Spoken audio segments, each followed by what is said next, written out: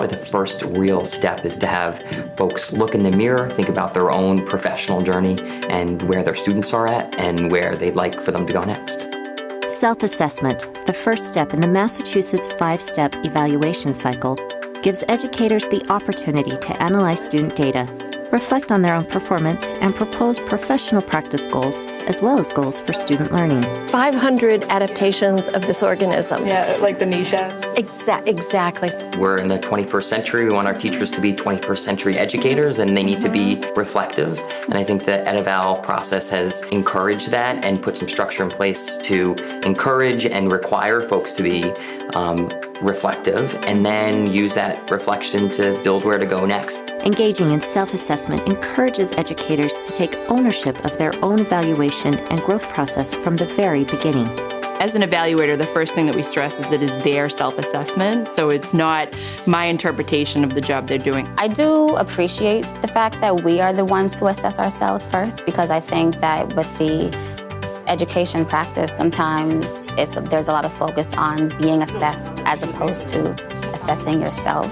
Starting off with looking at where you are as a teacher and reflecting on where you are as a teacher as opposed to only hearing where others think you are is, I think, a valuable asset to the system.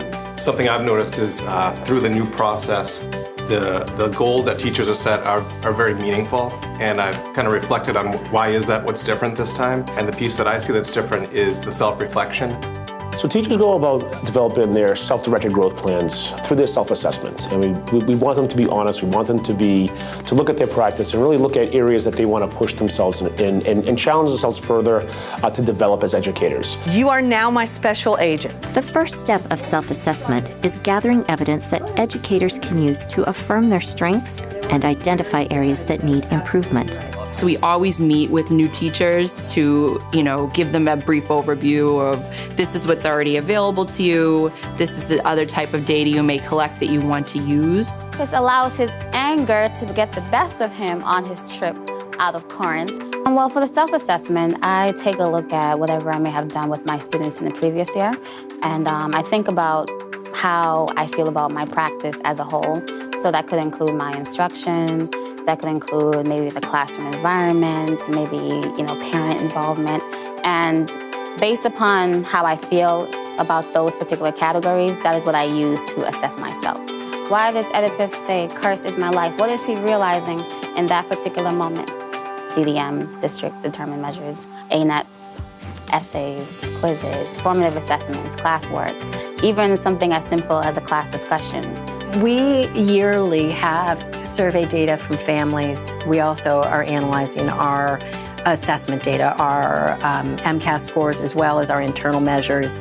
An important tool that guides the self-assessment process is the performance rubric, which defines indicators of quality teaching or administrative leadership. And then we'll move into our first cycle.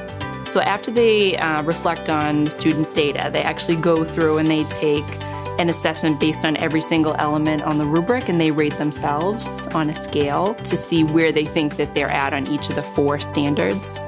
So having the teachers go through all of the different standards and really anonymously, just between themselves and themselves, rating themselves in all of the different standards, and then identifying, okay, so based on how I see myself, where should I focus my goals? Results of the self-assessment facilitated by the performance rubric will help educators develop meaningful, actionable professional practice and student learning goals. Ultimately, I still go back to that self-assessment piece as being really one of the most essential pieces of the EdEval process, because I think having that authentic conversation about where am I and where do I want to go and where are my students and where do I want them to go is just crucial.